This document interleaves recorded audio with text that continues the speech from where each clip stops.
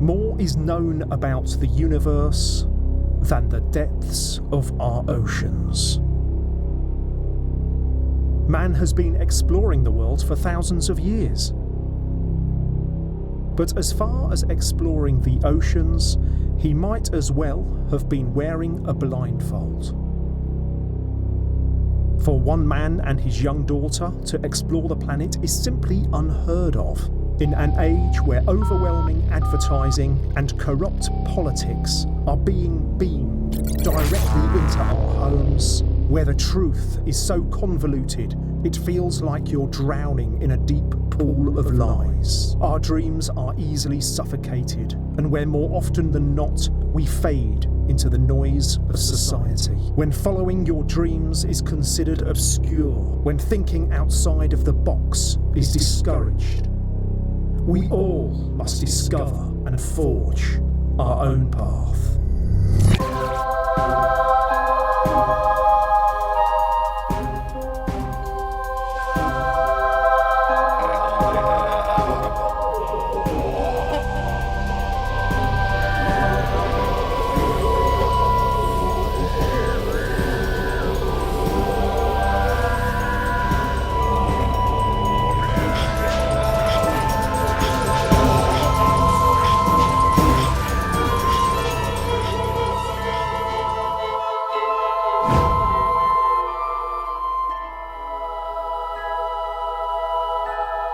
(2,963 days at sea).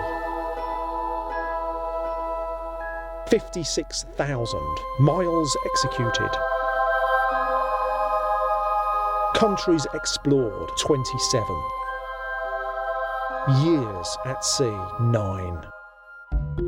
Meet the captain and the crew of the sailing yacht Hadar, with Captain Dino Poulson and Sasha, child, daughter and ambassador, being self-proclaimed citizens of the world. This allots the Poulsons the freedom of unsuppressed movement.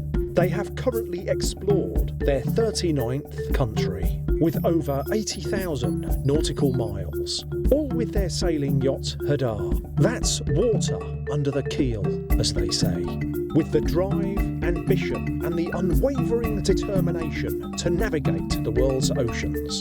And while on their way, documenting the world's cultures and their wild inhabitants, etc., etc.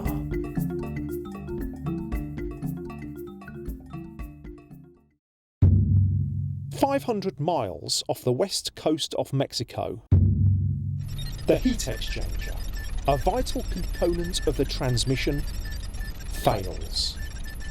Captain Dino Poulson and his 10-year-old daughter Sasha need to make a decision whether to turn back and sail 500 nautical miles to Mexico or to continue onward to their original destination, Nuku of the Marquesas Islands. Not a lot of wind, but that's all we got to work with.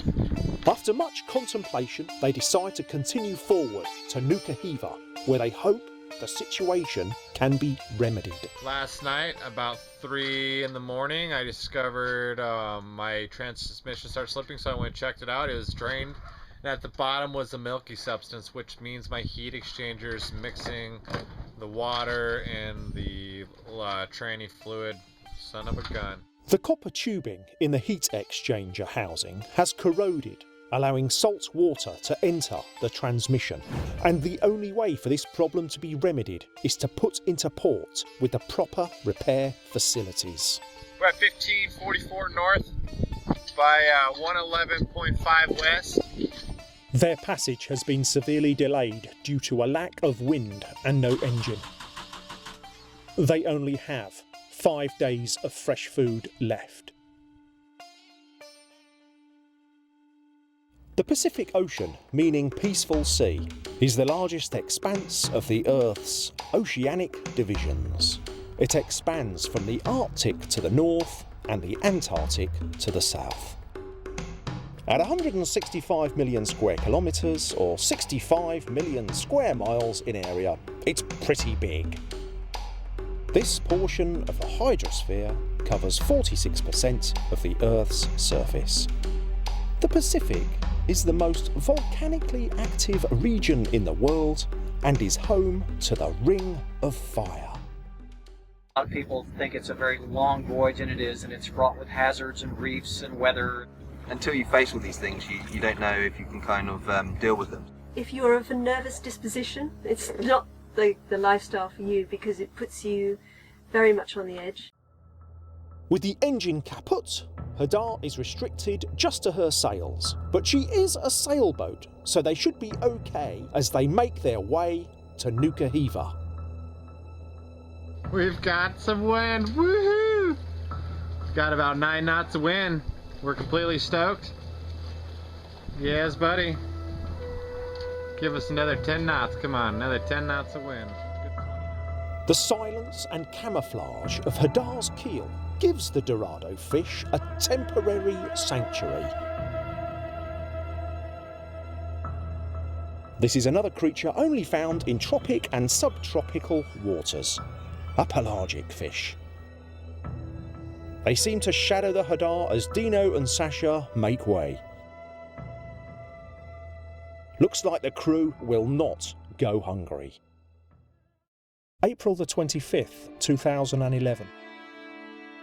The squalls bring favourable winds to lift the spirits of Dino and Sasha, propelling Hadar at a consistent 5 knots. They finally break through the threshold of the southeast trade winds. The head sail is filled to capacity. Hadar heels. Sasha struggles to subdue the fish. This is what you regurgitate. Imagine how much more is in him. He's fat. The inanimate fish wins in the end. Captain's log for April 29th, 2011. 30 days at sea. Today was our best day at sea. 5.1 knots, 124 nautical miles. That's absolutely excellent. Seas are fair, calm. The wind is excellent. We're now in the current headed directly towards the island. And it's interesting being at sea for 30 days. You can definitely tell I've lost some weight, lost some fat. We're trucking along. The squalls have diminished throughout the last 24 hours. We've only been hit by a tail end of a couple of them. All very calm and good sailing, excellent sailing. Perfect Watching sailing. that GPS get up to 6 knots is excellent. At this Totally current rate, excited we about will it. Be at the island in about 2 days. We currently have 278 nautical miles to go. We've been going south by southeast all. We've been going south by southeast. We're going south by southeast all day. Now we're gonna start westing, going west by northwest, just a few degrees north, but mainly west. And we're stoked, man. We're hitting 5 knots, so we'll see what happens, right? After weeks at sea, a sailor can smell land before it even comes into sight. Land ho! Land! Nuku Hiva is on the horizon.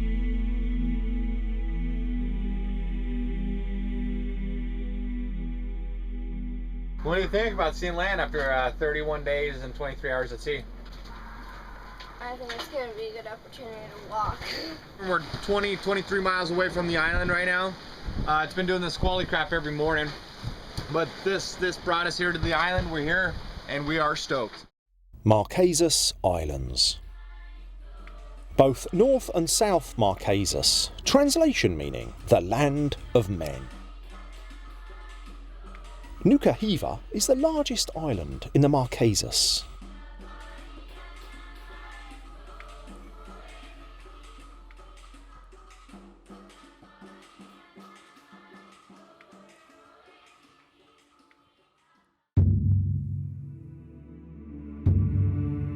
Very hot, humid, and exhausting. We're on our way hiking to Daniel's Bay. It's a 4-hour hike, and so far we're about 2.5 hours into it. Not quite sure if it's the second or third highest waterfall in the world. Kind of over the top in a way, but that's like, I think that's to be expected with somebody that's really taken hold of what they're doing in their life, you know, and taking it to the next level and really just saying, no, I'm gonna make for myself. Yeah, the scenery here is absolutely outstanding.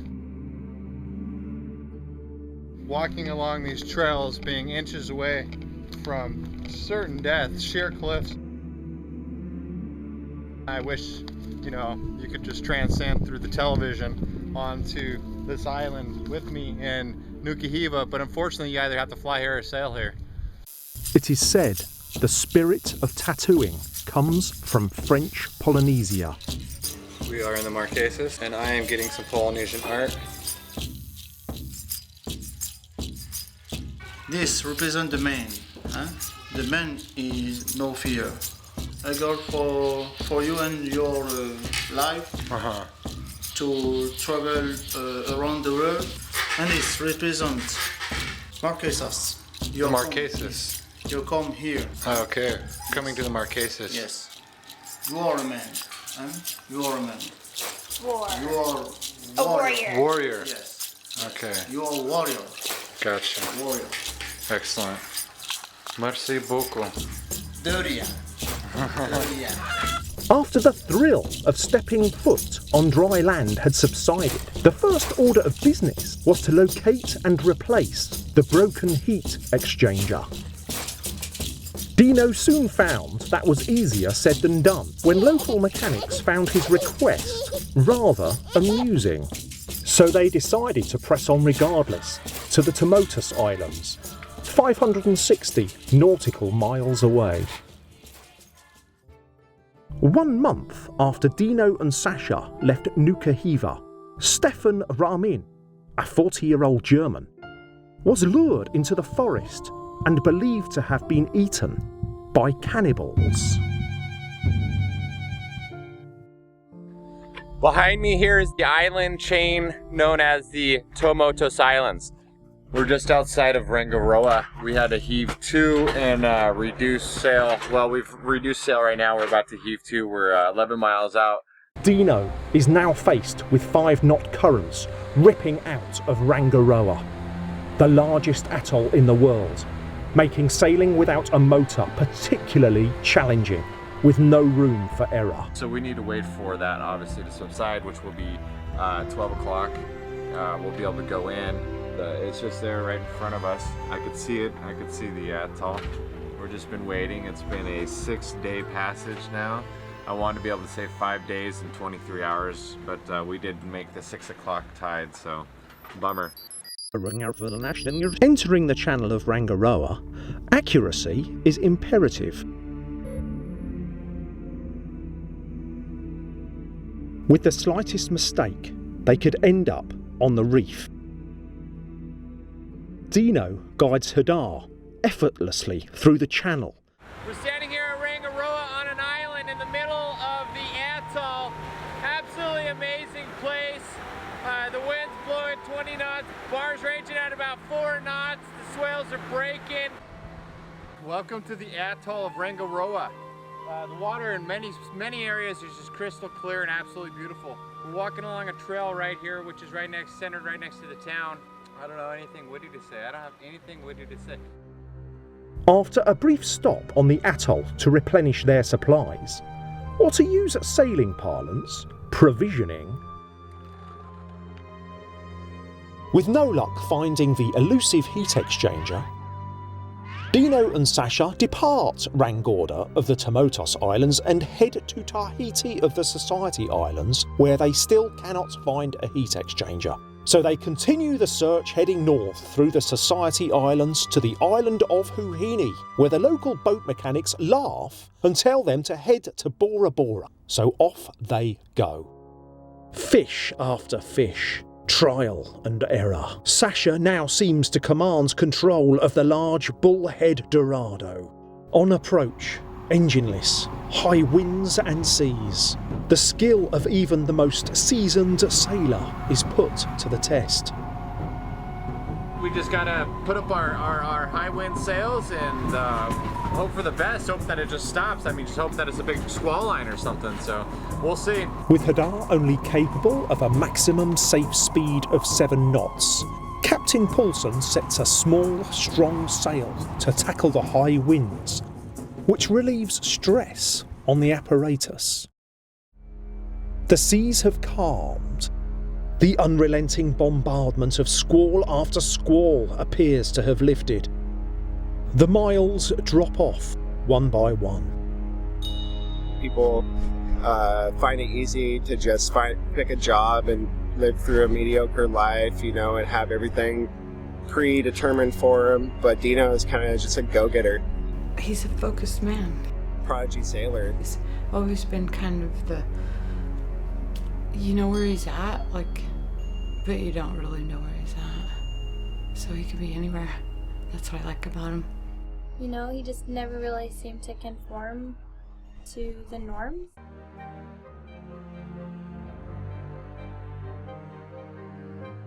Headed to the island of Bora Bora. Should take us 8 hours roughly because we're maintaining 5 knots and there's a strong current. It's just a ripping current going through all these islands in that direction, so hopefully we'll make an expedient time and drop our hook before the sun sets.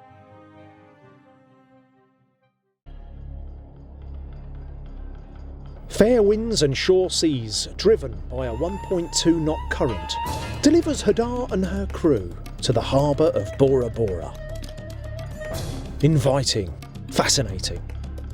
The possibilities of endless adventures. They have arrived to one of the world's most idyllic tropical playgrounds, or so it may seem.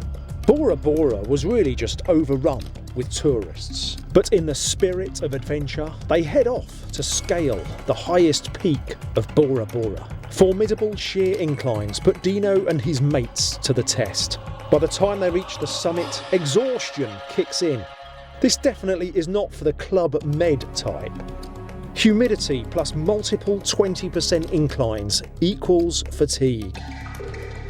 We are 2,000 feet up on one of the peaks in Bora Bora, or 600 meters.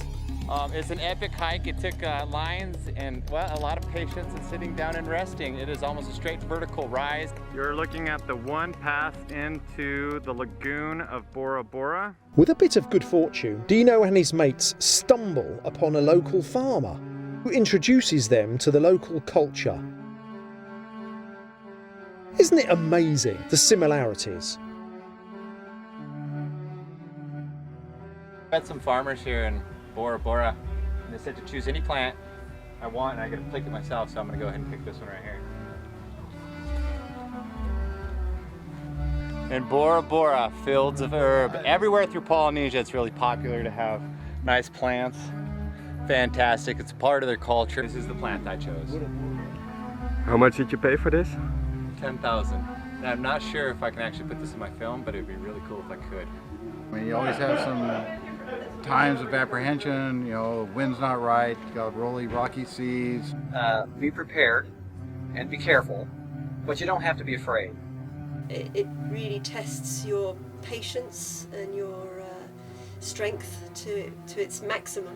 One thing we were surprised at, that you don't find the beautiful white beaches that we expected. Everybody has a vision of sailing, they especially my family or anybody who doesn't do it, that you're sitting around in a hammock enjoying life in perfect seas and, you know, drinking cocktails, and that's just not the reality. Ooh, wow.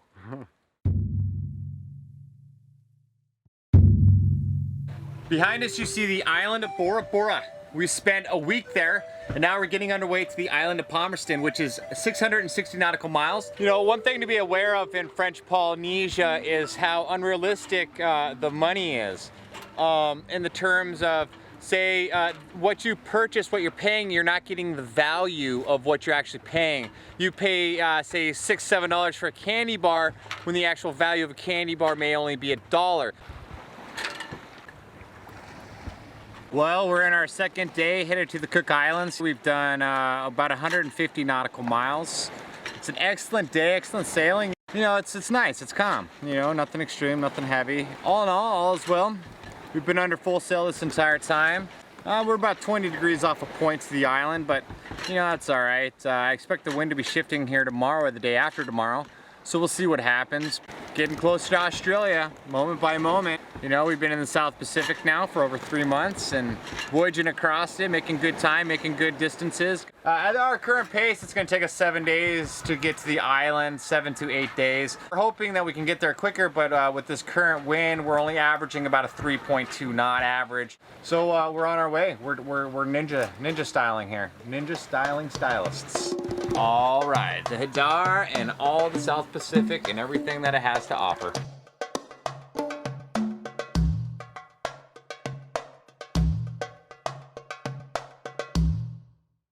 A dead calm is one of the most annoying tests of one's testament and nerves. It's not that bad though. I guess we're not that stressed out, but it would be nice. It'd be nice to eventually get there. To sit there and be tossed to and fro, helpless and at the mercy of the ocean, one must just grin and bear it. We're in a convergence zone of all the currents and all the winds and stuff, so the currents are going everywhere. Yeah, we really hope for winds. It'd be really nice. Symptoms of a dead calm may include nausea, vomiting, anxiety, depression, constipation, diarrhea, bird flu, chickenpox, asthma, swine flu, blood in urine, not able to urinate, dust urine, lactation, anal leakage. If symptoms persist for 5 days, you should contact your doctor. Immediately upon arrival at Palmerston Island, something felt unsettling. Something just wasn't right. Dino knew that this island had a strange background and that it was colonised by one man. During the routine check-in, there seemed to be a heavy presence of officials. This simple process starts to become so complicated. H-A-D-A-R, right? Immediately, Dino is denied the right to film on the island. So he must rely on his technology and must maintain the stealthiest of demeanour to avoid detection and the risk of cannibalism. With his camera equipment hidden, Dino begins exploring the island, where he comes across a shipwreck and the villagers performing a haka, a welcoming dance, which brings us to covert mission number 1.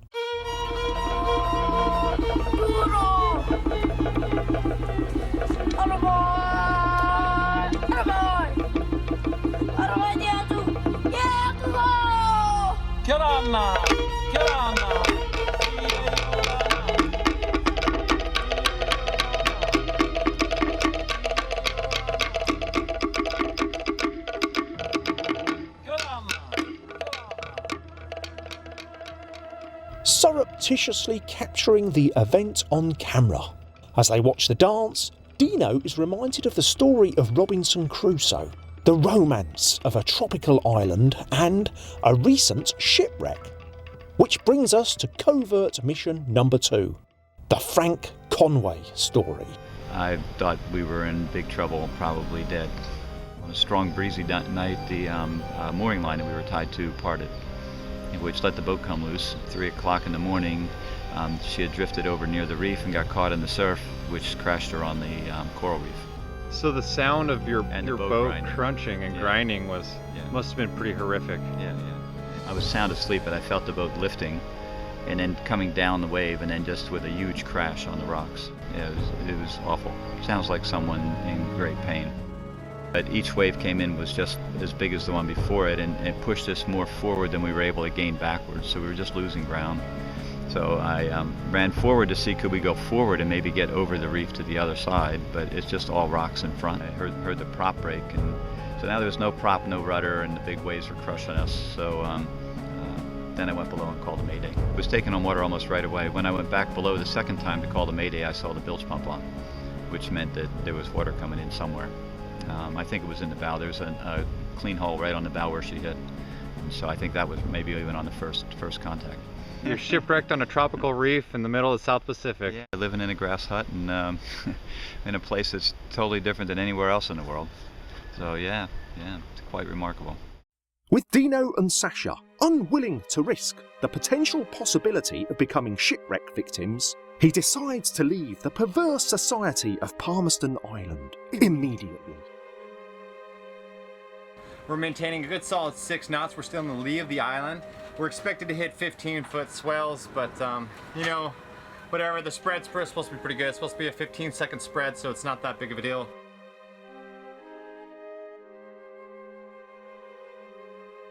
We're stoked about this one. This one's probably about, I'd say right around 20 pounds. Good sized Dorado. It's gonna feed us well tonight. On the stern of the yacht is a fillet board dubbed Prince William, where all fresh catches are prepared. It is quite convenient to keep the entirety of the mess on the stern, with a pail of salt water and a few directed bursts of salty H2O. The mess is resolved, spick and span. What I'm doing here is I'm preparing the fish for a fry. We ended up getting about 5 pounds worth of meat off of it. After it all cleaned up, said and done, all the red spots and everything taken out. So,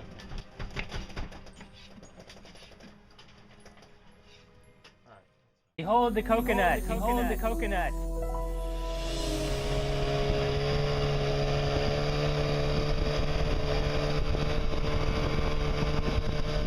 Dino and Sasha have the good fortune of arriving at Niue during the humpback mating season.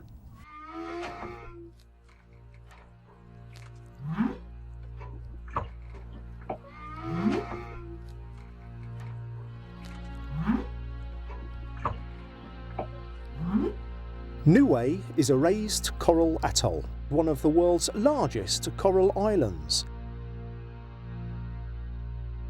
With steep limestone cliffs and many coral caves. Niue has soil that consists of the same elements as ancient seabeds. maybe better just go in the woods.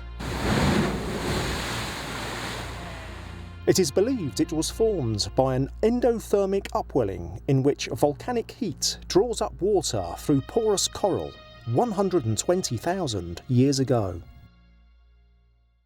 In 2003, Niue became the first in the world to become a Wi-Fi nation. Therefore, free wireless access is provided throughout the country.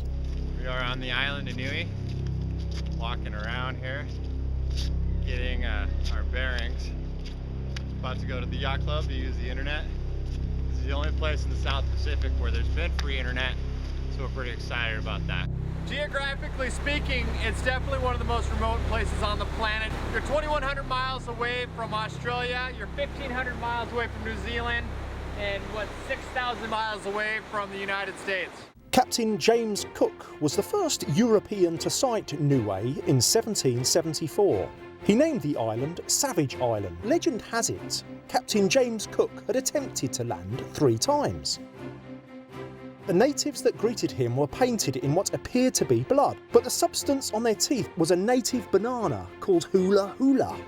We told him to get lost pretty much, and he named us savages. For the next couple of centuries it was called Savage Island, until Niue, its original name, which means behold the coconut, regained use. That is the meaning, literal meaning of Niue, this coconut.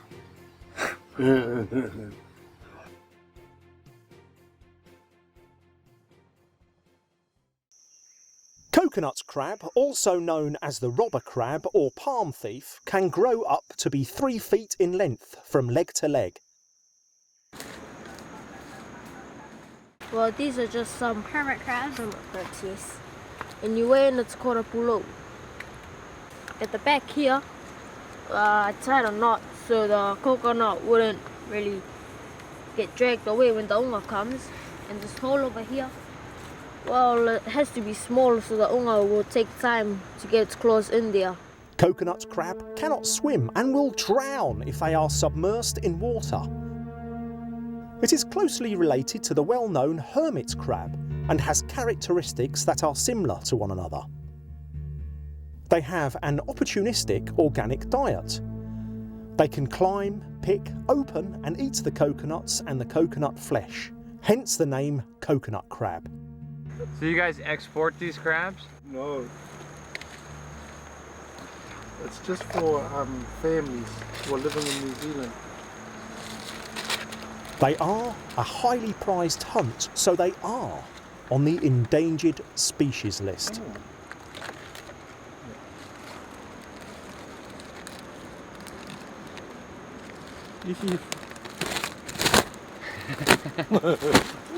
Okay. All right.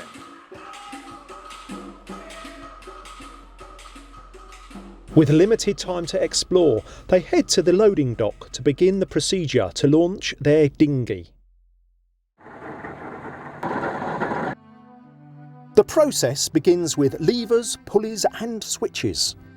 Velocity plus impact equals the correct leverage.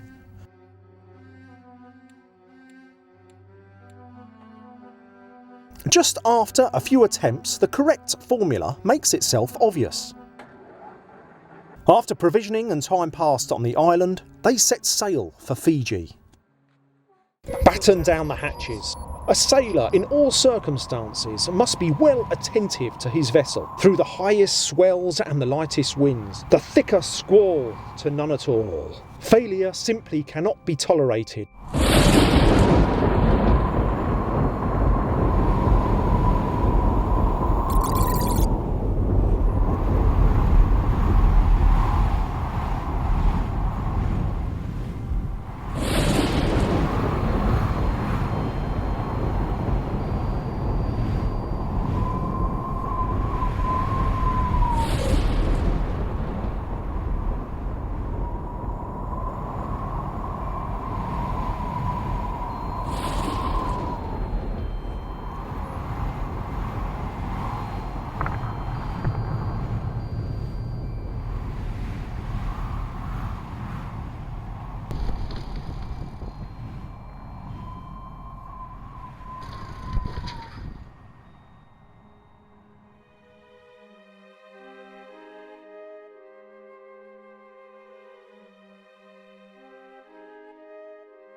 The sails are recklessly flogging. The current is drawing Hadar ever closer to the kingdom of Tonga. The South Pacific is an inconsistent ocean, to say the least.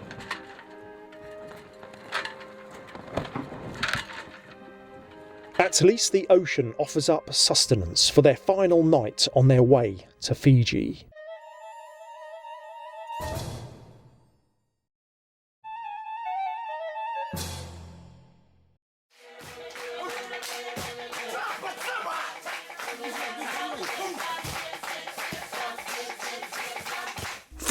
Hours after arrival, they are still patiently waiting to be checked in. 2 o'clock, we had an appointment yesterday for them to arrive, and about 2:20 I called the yacht club, because you have to go through the yacht club in order to get checked in here. And they said that I don't know, that they were going to call them. They said at 2:30 they're going to be here. They weren't here at 2:30, so I called at 3. The impression thus far is either laziness or extortion. So far, the impression is like they're trying to, extort money from us, and it's not a good impression thus far. It's a very third world type of impression. Now, I don't like to have this negative opinion, but this is the opinion that's been formed. Obviously, it's just one opinion. It's just my opinion. It's just what's happening to me right now. It may happen differently to other people, which I hope it does, because if it happens like this, people just simply wouldn't come to Fiji. So we're going to hopefully go to shore today, and then I'll be able to actually show you Fiji and get a more positive outlook on the island. What was Dino thinking? It's Fiji! The phrase island time derives from Fiji. With spirits raised, they head to the yacht club. With whispers of the president of Fiji's presence, Dino takes it upon himself to seek out the president and capture an interview. My name is Napoleon. I am the president of Fiji. All the people here welcome tourists and make them feel at home. So you might have surf, sand, sunshine, and that elsewhere in the world, but you will find the friendliness of the Fijian population that will hit you. Yakona grog or kava is Fiji's traditional ceremonial drink. It is made from pounding the roots of a local pepper plant, mixed with water and then consumed from a ceremonial coconut shell. I'm mixing the yangona. It's a kind of a plant. It's a root of a plant. As the Fijian host rhythmically claps and chants, each person in the circle is invited to take a drink from the ceremonial bowl. So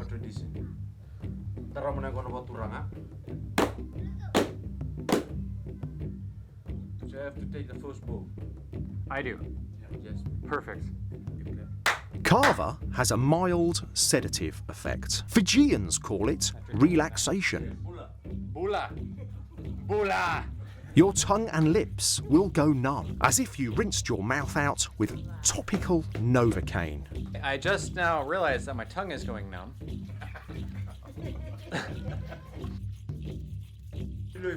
So the clapping means You accept it.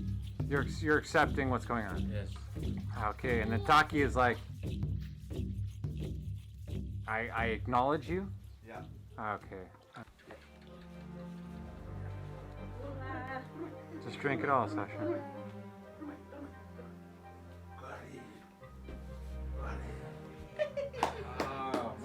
Strong. Yes, he's really strong. What do you think of that, Sash? Tastes like I'd say to plant. Do you feel it in your tongue? Yeah. When seafarers landed in Fiji, cannibalism was adopted from lack of nutrition, which forced them to consume the dead in order to survive. Archaeological evidence suggests the occupying of Fiji began 1600 to 1200 BC. According to the Guinness Book of World Records, Udre Udre was a Fijian chief who still holds the prolific record of consuming over 900 people, give or take a couple of hundred. Our grandfathers from Africa, and they're looking for some place so they can own the place, and they come down to the Pacific, and they found one small island in the Pacific. Name is Fiji. They name it to be Fiji. So Fiji is an African word? Well, that's from the beginning, but this time even myself, I said, oh, where I come from Africa, or maybe we're black like African, and maybe the language is different. That's why. What part of Africa did they immigrate from? Well, they said that we come from Tanganyika, one place in Africa, Tanganyika. And that's a story about Fijian. Ah, the Coral Sea. Floating around endlessly.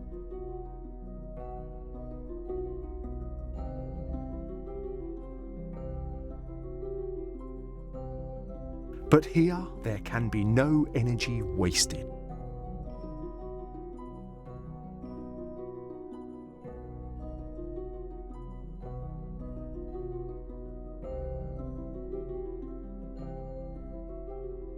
Called the rainforest of the sea, the Coral Sea only occupies 0.1% of the world's surface.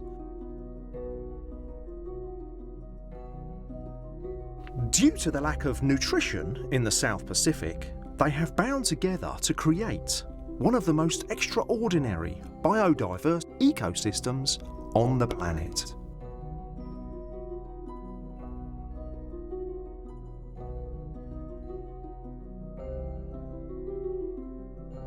But provides homes for more than 25% of all marine species.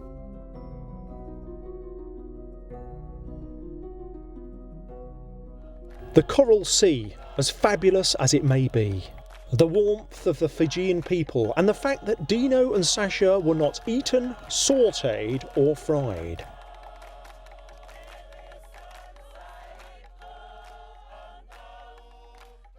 It's now early November, and with the cruising season coming to a close and the threat of cyclones, they depart to Brisbane, Australia.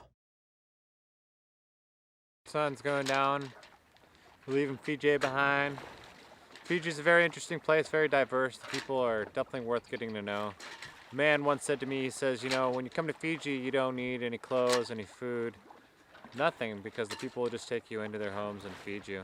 There's a tradition here in Fiji, as you walk by somebody's house, they invite you inside to eat food. So when you walk by in the evenings and they see you, they invite you in and feed you, and they have these interesting sessions, the grog sessions, you know, pretty rich in their own culture and their own sense. I want to go back to your question you asked me before about what have I learned, what has it met your expectations, and I would say this to somebody who is considering this kind of a trip, be it a year, be it multiple years, be it a trip around the Caribbean, or a trip as we're doing a little more than halfway around the world, or the entire world.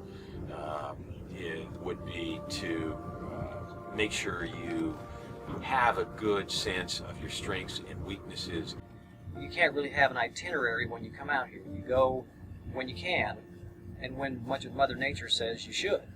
Due to the failure of the heat exchanger, they have navigated the entirety of the Pacific Passage, over 4,000 miles in 4 months. Like the sailors of old, strictly under sail. Dino's captain's log. We enter through the treacherous southern passage this morning. The seas are calm. The winds are light. The bar is broken up and breaking all around us as we enter the channel. We have now tacked 22 times. We are free of the channel's threat and now on our way to Brisbane. I can see Amity Point behind us.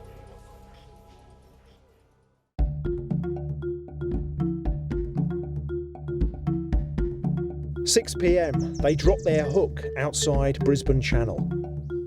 The following morning, Dino ambitiously attempts to sail to Brisbane via Brisbane River. Met with many obstacles, such as no engine and light winds, the timing of the tide must be impeccable.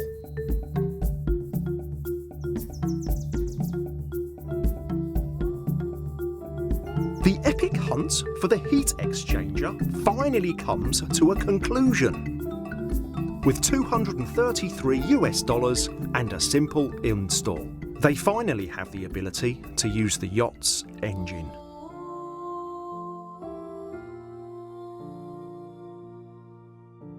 So after 4 months in Australia, we spent the majority of our time in Brisbane, in a large city, which is just like a large city anywhere else in the world. You know, you could stay there, but it's time to go, so.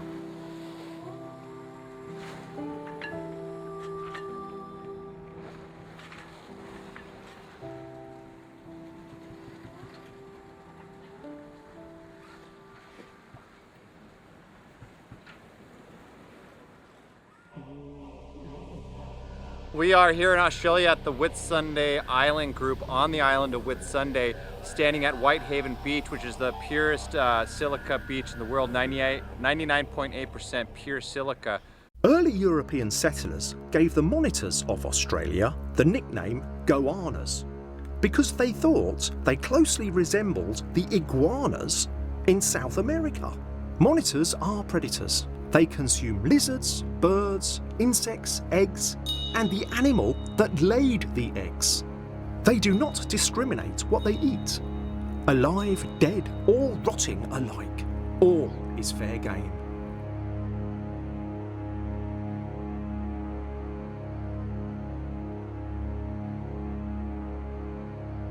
We're over here in Whitsunday's National Park with these sand monitors everywhere. Obviously very docile, must be used to people coming with their food and whatnot.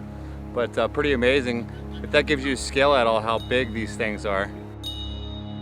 After witnessing the unique inhabitants of mainland Australia and her islands, they depart from the extraordinary island of Whitsunday and head north through the Great Barrier Reef, rounding Cape York, putting them off the Northern Territory to the lush tropical port of Darwin. There they provision in order to make the long, arduous voyage across the Indian Ocean via Cocos Keeling and Rodriguez to South Africa.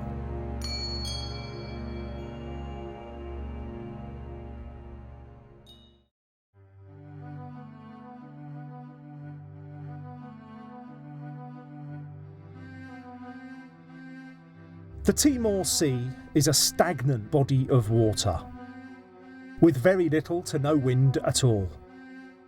The Timor lies between the northern coast of Australia and the southern coast of the Indonesian islands. Dino and Sasha's first objective will be to transverse the 400 miles of this motionless, stagnant body of water. What was your opinion about the Indian Ocean specifically? It's got more of everything. So the Indian Ocean is just a big passage. You've always got wind. It's definitely got that in abundance, but you've usually got more than you want. So you typically reef down. My expectations were long passages with less comfort than the other seas because the wind is more on the beam than on the other oceans. And that is exactly what I got. Well, we're headed to the Cocos Islands. We have 1,899 miles to go. We maintained 3.7 knots last night. Right now we're maintaining 4.2 under motor. Again, we haven't been able to sail. We were able to sail for the first 5 hours, but since then we've been strictly motoring, which is all right. I mean, it's better than sitting still because I'm not used to being able to motor, so can't argue with that. What do you suppose this is? It kind of smells like oil. We motored about 270 miles and then I just said, okay, no more. So we floated for about 2 days and then I'm like, I got stressed out, and so I went to go turn the engine on and the starter fried. It's really kind of funny when you think about it. I mean, I've rebuilt it a couple times, but I think that it's completely destroyed at this point.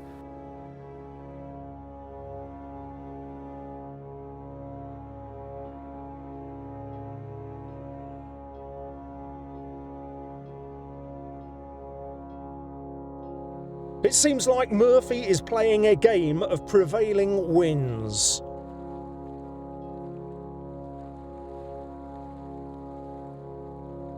Indonesia's exactly 200 miles that way. Indonesia is to the starboard and Australia to the port. Straight ahead lies the Cocos Keeling Islands, also known as the cornucopia of the South Indian Ocean. We had our best day yet, 158 nautical miles in one day. You know, we're reefed down right now. I got a double reef in the main, a single reef in the mizzen. You know, I'd rather reef down than bob around any day. You know, give me the wind versus the dead calm. With 11 days adrift on the Timor Sea and 2,000 miles patiently executed, brings us ahoy to the Cocos Keeling Islands. Flyover. All conditions must be perfect in order to achieve smooth flight. The cameras are very sensitive to movement. A skilled tactician. Dino wheels his radio control airplane like a Hogan ninja, flying as high as 500 feet above the lagoon. These heights help capture the beautiful, illuminating hues.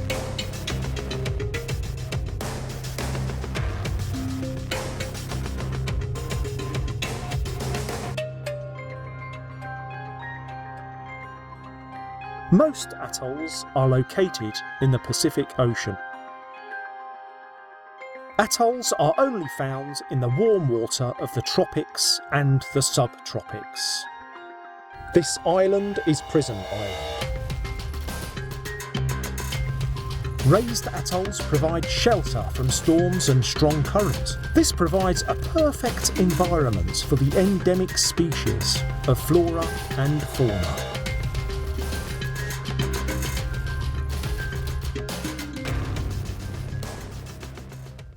Cocos Keeling possesses quite the dichotomy between Home Island and West Island, one of the most distinct examples in the world.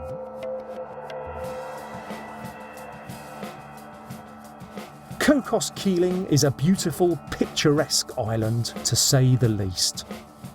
Tiny black-tip reef sharks circle the Hadar as Dino and Sasha prepare to depart for the 2,000-mile journey to the Rodriguez Islands.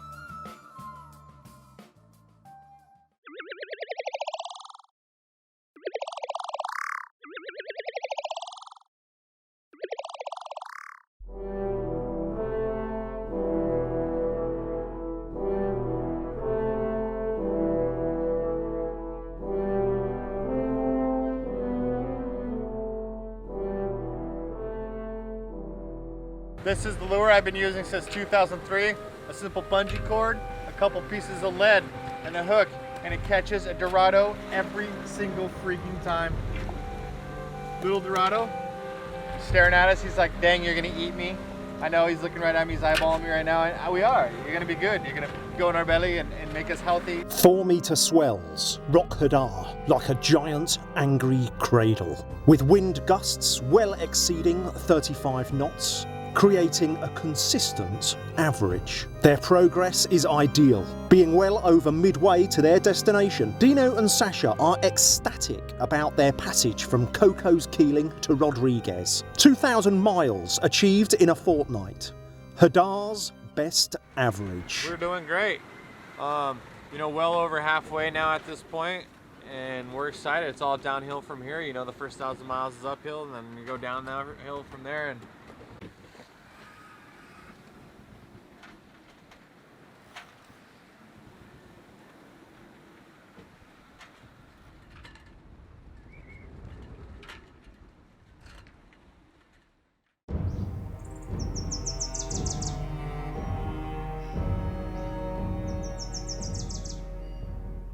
Rodriguez Island is named after the Portuguese explorer Diego Rodrigues in 1528.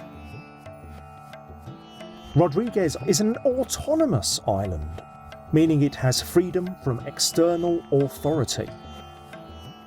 Rodriguez was once home to very unique species of plants and animals that are now extinct due to overlogging, fishing and hunting.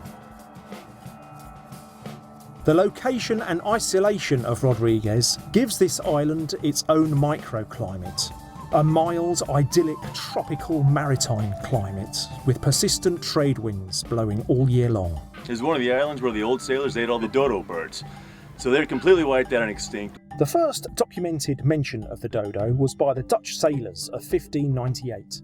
It was hunted for food because the unintelligent, flightless bird was easy to capture, therefore forcing this mythical bird into extinction. The last reported sighting of the dodo was in 1662, but its extinction was not immediately recognised. Some believe this bird to be make-believe. In some cultures, it was a mythical creature. It's interesting to go on an island that has so much historical significance to sailors. People are so relaxed. Yeah, it's hard to communicate with them though, because I don't speak Creole, and none of them spoke English, which is the official language, by the way. The Jurassic period has nothing on Rodriguez, with actual dinosaurs roaming presently. These dinosaurs are much like Labradors with shells.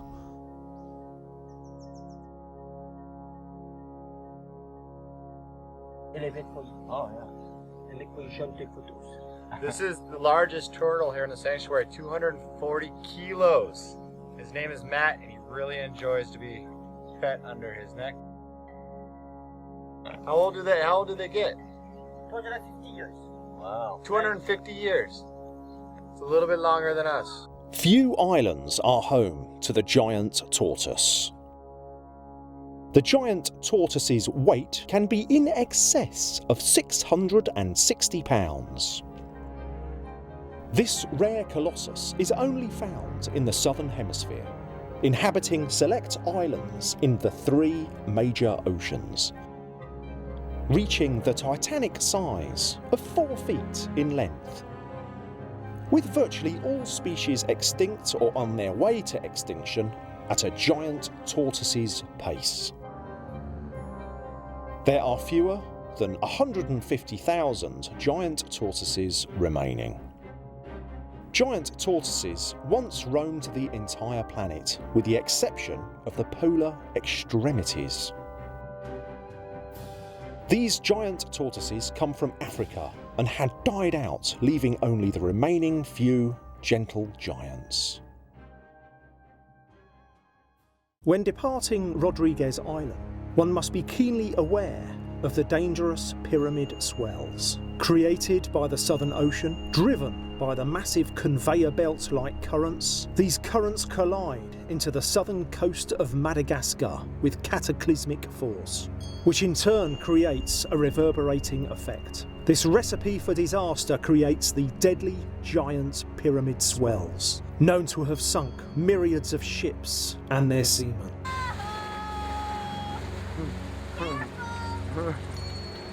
Very good wind the first day. The last half of the day, it's been this really light wind that you see behind me. Not really enough wind to do anything. We're going about 4.5 knots, but that's seems incredibly slow for the Indian Ocean. Where's all this wind at? Reunion Island is now coming into focus on the horizon. Trying to get to Africa before the cyclones come and hit us. This is a very dynamic part of the world when we're talking weather systems and so on.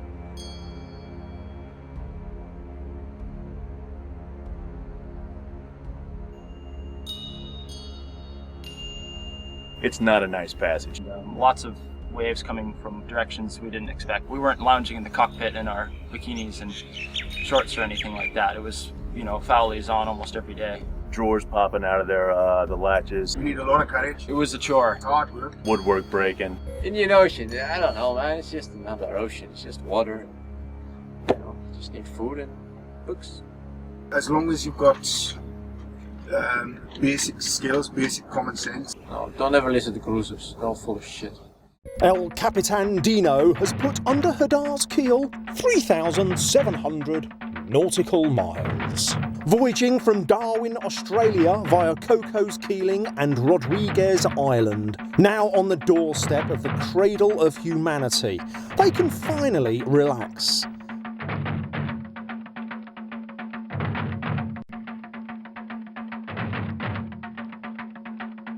You try to get mugged, hijacked, raped. Durban's the place to be at. But if you want a peaceful location where you can relax and you know your car is safe, you are safe, you don't have to really worry about is my car going to be there when I come out of this restaurant like Durban? Am I going to be here able to reach my car before I get mugged? That's Durban life. Welcome to Africa.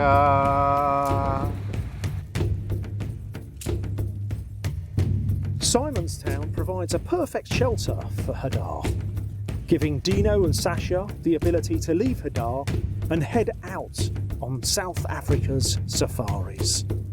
South Africa is home to wildlife safari parks that house the Big Five: elephants, lions, giraffes, rhinos, and hippopotamus. Fly tape, anyone? I think a simple mud bath will suffice. With the calving season nearing its end, the biodiverse animal herds are trying to catch a break from the sweltering heat. Zebras suckle from their mother's tits. Sasha chases down turtles. Heat agitates the bugs. This will not sway the determination of the group.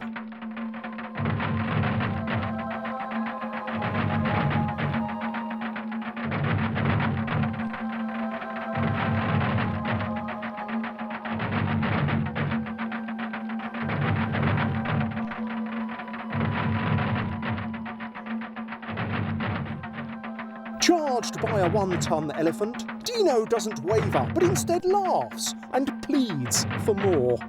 Oh, he's coming at us. What? Let him do it again. We're sitting here in Simonstown, South Africa, just right by Cape Point. Such an amazing place. I mean, look around me. This is all the area that I'm filming right now. Blah blah blah blah blah blah. There's something cool to say. Hold on. Sitting contemplating one's life in a region as profound as this, one cannot help but feel humbled.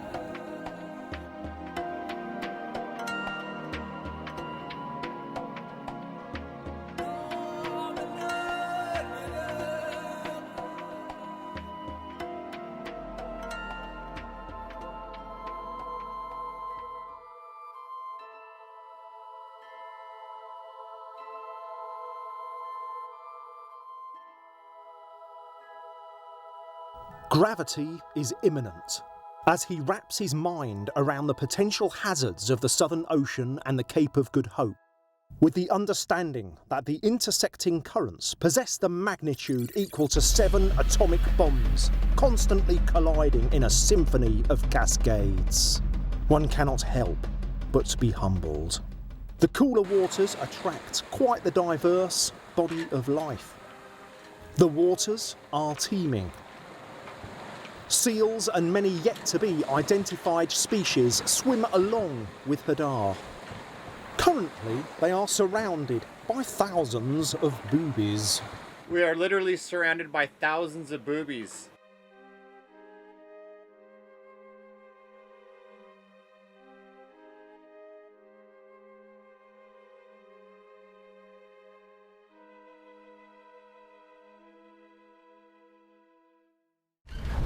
There behind me we have Cape Point, the Cape of Good Hope. Quite an awesome experience crossing this point in life. This is one of the big ones. Yeehaw, hoops and straw. Here is the Cape of Good Hope. The second closest extremity to the Antarctic. Lollygagging in this region is ill-advised. Weather can change instantaneously. A sense of calm and relief comes over the crew as they safely round the point. Pick up African crew, check. Jack Mantis. Brilliant musician, artist and pseudo-celebrity.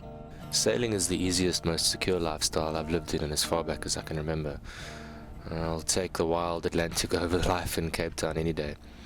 It forces you to drop all the misconceptions you have of personal growth and success and simply just be made up of particles and exist in harmony with the elements. Unfortunately, Jack soon learns that he and the sea were not meant to be, and inevitably he will flee. How do you think that Fender feels about being left alone? Fucking depressed, man. All alone in the ocean. That's messed up, huh? Just because of bad seamanship.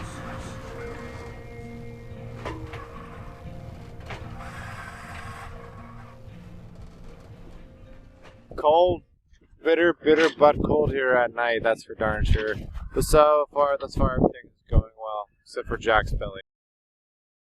Unfortunately, we have to sail through the doldrums when we cross the equator, so we're about to take on, well, we've already taken on 3,000 Rand worth of diesel. Now we'll probably take on another 2,000 to 4,000 Rand, which is about $700 in diesel, just so we can get across without having to have any delay. We just hope the diesel's clean at this point. Are you excited for this voyage? Yes. Sasha's enthusiastic personality shows as they make their way through the harbour of Cape Town.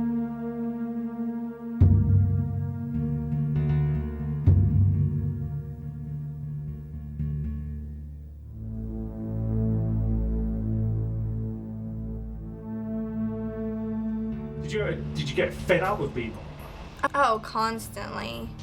I don't like sailing. I like getting to the places. I just don't like, not like being at the places. I don't like getting to them. Okay. Why? Was it just boring? It's horrible. It's awful. Ooh. I don't.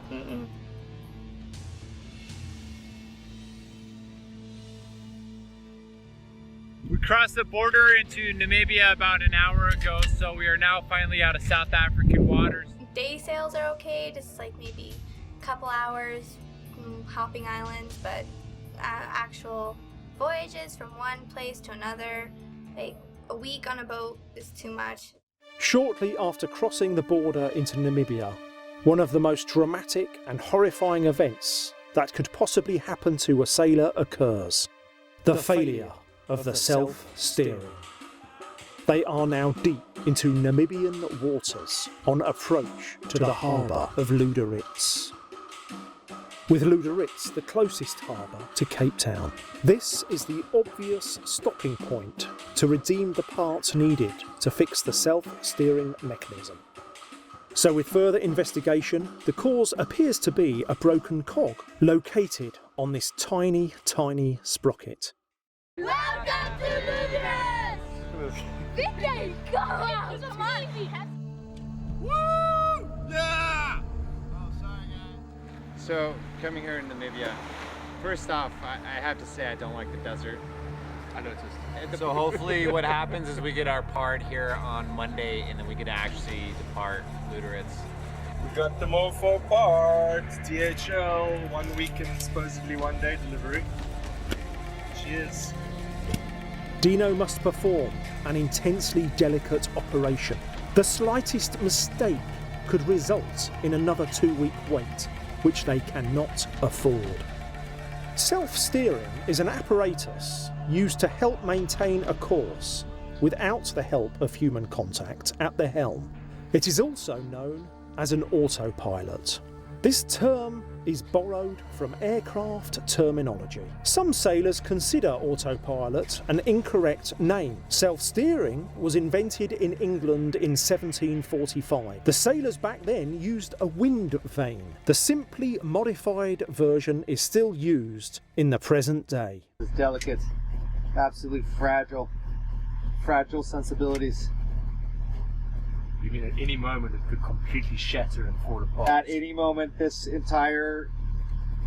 our entire future is at the whim of my surgeon's-like steadiness of my hands, and it is now complete. I have just done brain surgery. Glad we're able to get our part, but I will be excited to get back underway. I mean, there's really not much to say. I don't know. I think Lüderitz is a weekend stopover. Anyways, that's all to be said about Lüderitz. Yeah, we haven't got much. Yeah. The seclusion and sheer boredom of the Namibian desert could drive anyone mad. Their boredom leads them into the desert. The only thing they come across is the horned adder. Knowing the risk of this venomous snake, Jack pokes it with a stick. Bitus cordalius, or the puff-horned adder, is a venomous viper only found in the rocky deserts of southwest Africa, mostly on the coast of South Africa on the Atlantic side.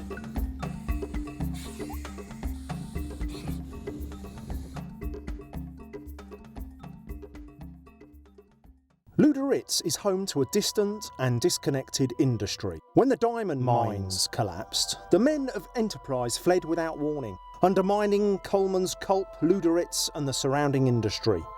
When the sphere of influence fled, a total collapse of the region followed, leaving the shell-shocked ghost town left in their wake to pick up the pieces and put them back together again, much like Humpty Dumpty, and we know how that story went.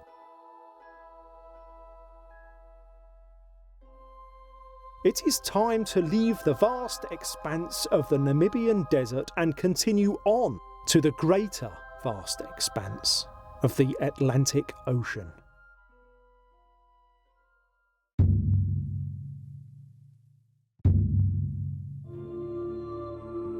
Attempt after attempt foiled. Due diligence pays off. They catch a break and are able to film. All technical aspects put aside. Currently we're trying to capture the jellyfish. See if we can go through big schools of jellyfish right now.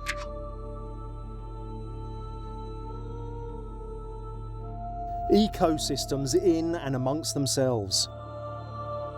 Endless schools of jellyfish cross Hadar's path. There must be thousands of them. Careless and equally aimless, submarine cumulus.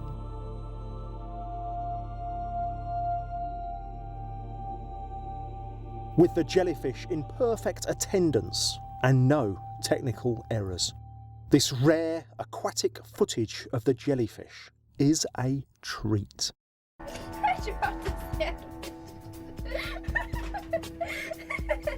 Hadar glides through the mysterious mist.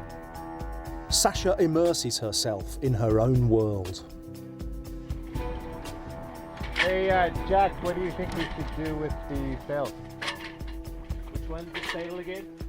It looks like we have weather coming in. The wind's getting progressively stronger every 10 minutes. You can see it, the layers on the horizon. What does the barometer say? It's dropped 3 bars. When the needle drops low, strong winds will blow.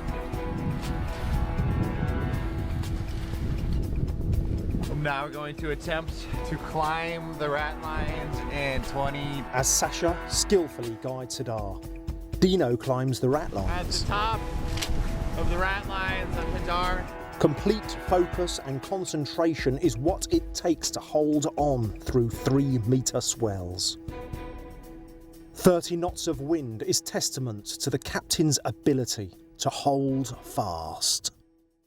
The following morning, the seas settle as quick as they arose. I think we should go check the sails. I think we should check the sails. You think so? Sails don't look so good.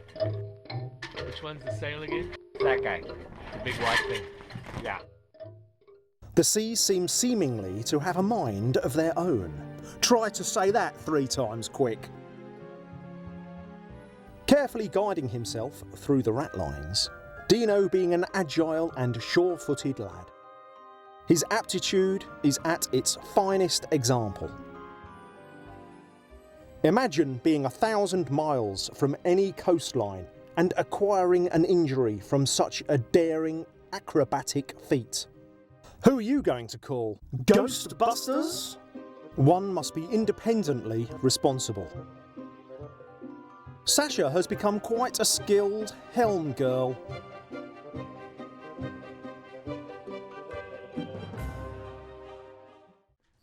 What is your attempt here? The biggest thing. What is it? It's a big chunk of fleshy chicken. Big chunk of chicken on a hook? Yeah, we had 2 very big fish swim past you very gently just now. The gentle swimming fish, as Jack says. Swam off, Jack. Their attempt was thwarted by our acceptance of steroid-induced chicken. Not much of a tasty dish for a fish. I do believe their cuisine differs. Come on, fish, I want to kill you with the stick. I want to eat you and take you from the sea. Well, this is the part of the voyage that truly sucks. We got absolutely no wind. Sails are laughing. Still plagued by Murphy and his damned games, it appears the only consistency is change, with it firmly placed on the horizon. Hey, the wind's picking up. You should go check it. Hey, Jack, what's our heading at? That's 300. Take us to see if we can take us to 310. With direct instruction, Captain Dino gets the Hadar promptly on its way.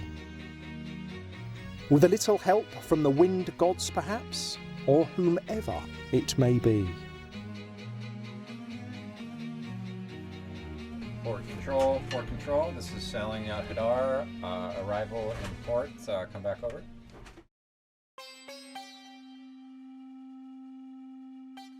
Upon arrival at the island of St. Helena, which is located in the middle of the Atlantic Ocean, they are met with suspicion, and they notice that drug dogs accompany the officials, which is highly abnormal.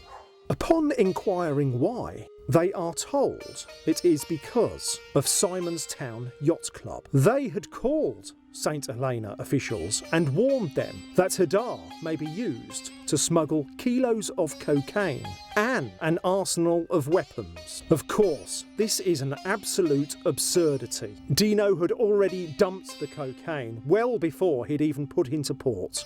Dino demands justice for this gross abuse of his character.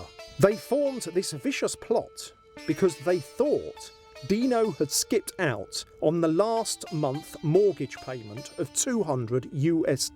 The officials, seeing the arrogance of this, give Dino, Jack and Sasha a heartfelt apology.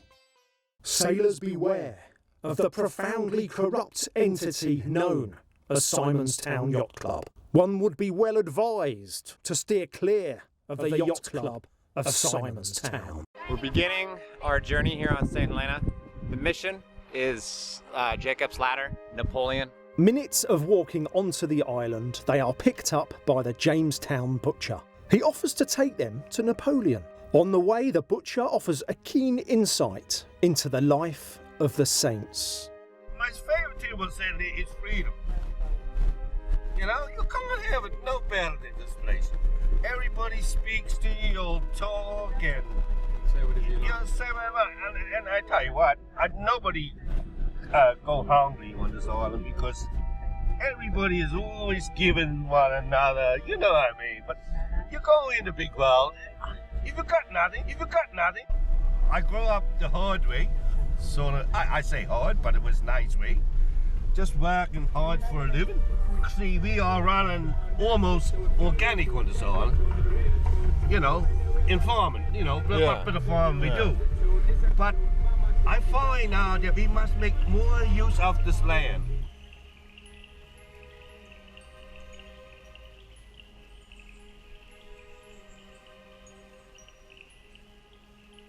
What should people know about St. Helena if they're going to come here and visit the island? What should they know? What should they see? Well, I think you have to come in here and see it for yourself. Jacob's Ladder was built in 1829 to co-join the former Fort Ladder Hill with Jamestown. So Jacob's Ladder, we were told the record is 3 minutes and like 20 seconds or whatever we're going to attempt that day. This staircase consists of 699 exhausting steps. I'm out of shape. This is very hard. Very much out of shape. Holy cow. St. Helena was once one of the most isolated islands. This is where the British incarcerated Napoleon Bonaparte for leading a Zulu army contrary to British rule. We are on the island of St. Helena, and behind me happens to be Napoleon's tomb. Yes. Napoleon was a tiny little man, so we kind of wonder why his tomb is that big. The impact on Napoleon was such that a few days before he died, he confided to Bertrand that he loved this valley so much that in the event that the orders are given for my body to remain on the island, I would like you to bury me in the shade of the willows near the spring. And his wishes were respected. They have given St. Helena enough of their time. Not to be short with the island, but it is time to move forward. What you say, Cap? Leaving St. Helena?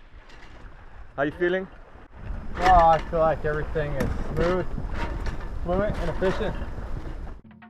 1,000 nautical miles off the coast of Brazil, seemingly alone,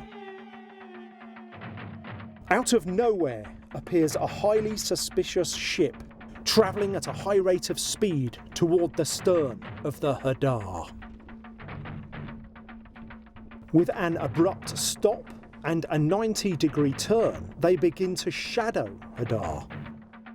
Dino immediately arms himself with his P90 45 caliber Ruger and Molotov cocktails, which may be the most valuable defence of them all. With a myriad of chemicals aboard the yacht, Molotov cocktails are a cinch to make. With a few harsh glances and a tense moment, what appear to be pirates decide that attacking Hadar is not worth their while, and with an abrupt burst of acceleration, they speed off over the horizon.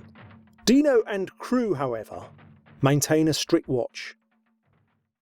Max, Australian for cat. This clever kitty's curiosity is piqued, leading him to the poop deck to view the catch of the day. Excitement stirs in this salty quadruped as he anticipates his share of the catch.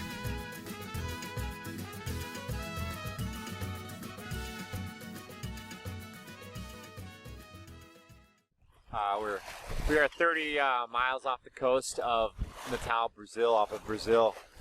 Quite exciting. It's a 15-day passage. It's better than what I expected was going to happen, but you know, all in all, man, you know, it's 30 miles away. You know, it's a total of 4,100 nautical miles with all the tacking involved from Cape Town, and this is our achievement. This is Brazil. Woohoo! What do you say, Cap? Brazil, 50 days at sea from Cape Town, and now we arrive. All right, Sasha, you're just completing your circumnavigation. Brazil's in the background. How you feeling? Manure. It smells like manure and dirt. Time quickly passes, and they arrive in Natal, Brazil. Not to be enjoyed though. Having applied for their Brazilian visas in Cape Town 6 months prior, they never received a response in regards to their visa application. Knowing how Brazilians are towards American passport holders, Dino feels like he has a 10% chance of checking in successfully. Dino's fears are confirmed. Their visa applications are denied, with a threat of imprisonment if they are still there in the morning. Jack departs Hadar in Natal, Brazil, to regain his land legs and equilibrium, with the intent to regroup in Trinidad, where they plan to strap a research high-definition camera to a giant cane toad and collect the data. Bye, Jack. Farewell, man. With a hasty departure, Dino and Sasha head north through the doldrums and the equator to the island of Trinidad.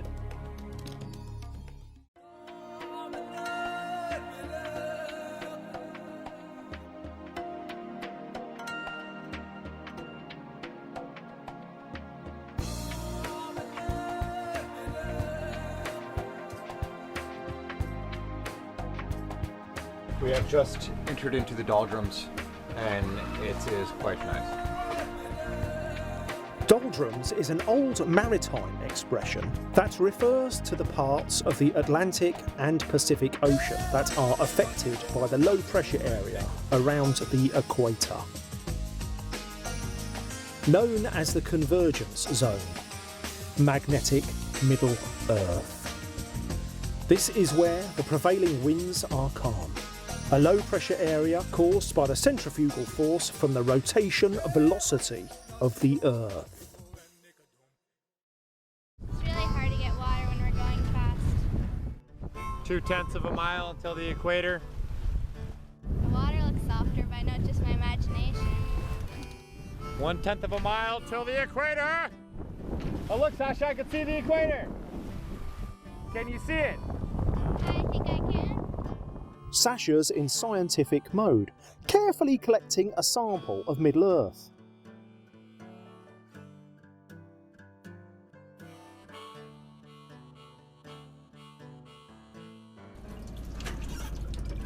It's 11:51, so the sun just simply can't be at a higher point anywhere, clearly in the world except along the equator. Passing the equator at 12 o'clock. It's basically just a really calm day. We're in a 3-knot current headed northwest. We're averaging right around 8 knots right now, with a double reefed main, a Genoa up, and our single reefed mizzen. Flying along, man. We're stoked. We've done 500 miles in just over 3 days and 2 hours. So, we couldn't be asking for better progress, really. This journey is absolutely going fast. Do you have any thoughts, Max?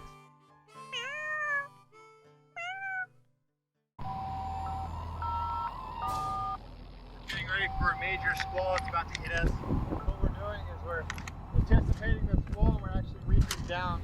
A squall is an abrupt, unforeseen surge in wind speed, usually accompanied by either rain showers, thunderstorms, or snowstorms. It is believed to be an old Nordic word simply meaning to squeal. Cast shadows from the sun give the impression that the system impending is superficially intense. Starting to howl. We're going to be hit any second now. This is what we call the desalinization part of the journey of the boat. We had amazing weather the first 2 days, and then it's completely died. It's just been total crap, but that's because we're in the doldrums. And you can see it's just about to slam us. Big, big, big drops of water. Just listening to it howl as it approaches us, and here it comes. Now see, this is exactly why we reefed down. I could hear the whistling through the rigging. So now we're just trying to keep up with the wind shifts.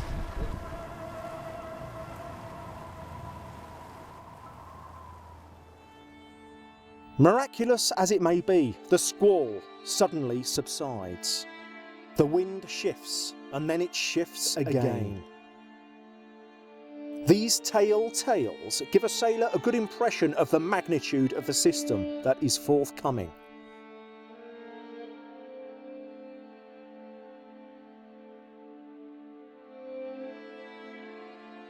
Tranquility overcomes Hadar as she effortlessly glides.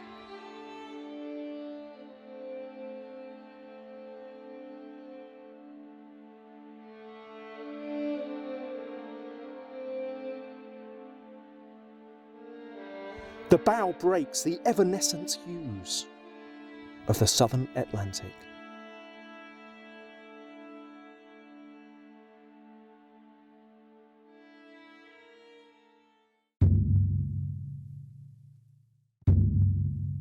"50 days underway from Cape Town. The seemingly insurmountable odds fade as the impending clarity of the crystal clear Caribbean waters come into focus. Okay, maybe not. These waters are as dark as a double shot of espresso. Nevertheless, they have completed their transatlantic voyage, returning to the northern hemisphere and the counter-clockwise motion of H2O.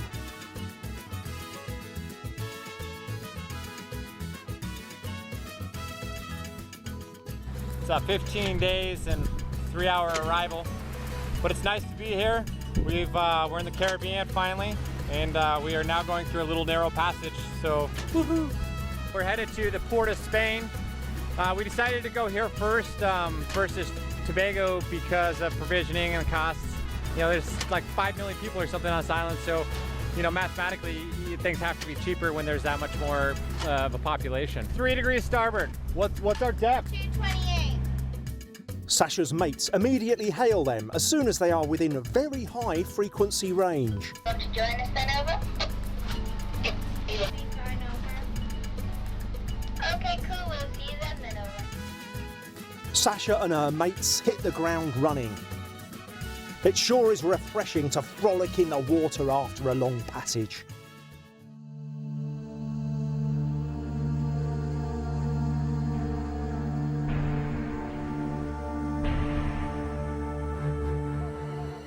Trinidad, the land of hummingbirds. The largest island of a pair of islands known as Trinidad and Tobago. Trinidad is the most southern island in the Lesser Antilles of the Caribbean, located only 6.8 nautical miles off the northwestern coast of Venezuela. Regrouping on the island of Trinidad. Jack makes his way through South America in order to complete their research on the giant cane toad.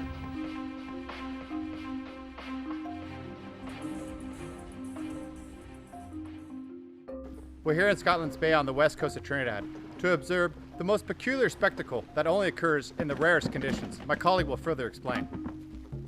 During the full moon, hundreds of toads emerge from their burrows to engage in a frantic mating ritual. The males far outnumber the females, resulting in some interesting behavioral characteristics.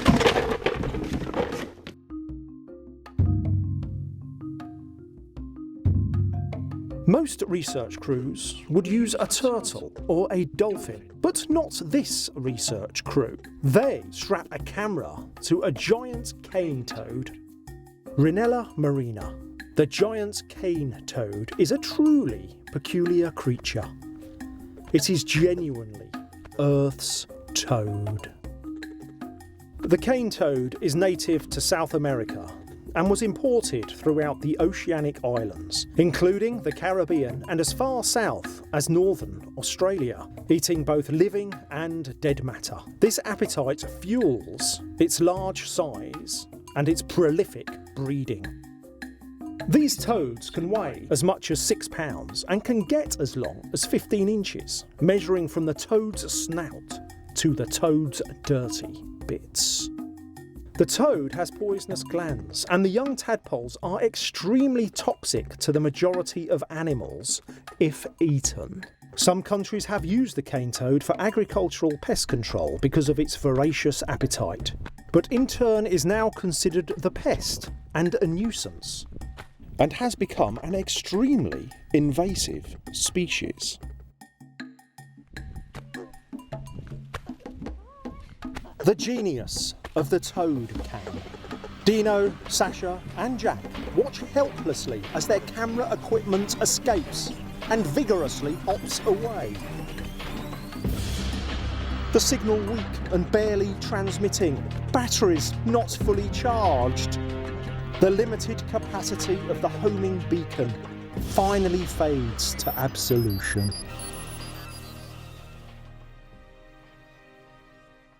If Hadar could talk, where would she want to go next? I'm sure she beckons for the trade winds to fill her canvas and for her bow to break through even the most opposing swell. The endless setting sun reflects the smoothness of her lines. Her sea kindliness subdues even the most opposing ocean. With Captain Dino, Sasha and Max behind the helm, they remain as modern aquatic voyagers in their determination to document and share their experiences.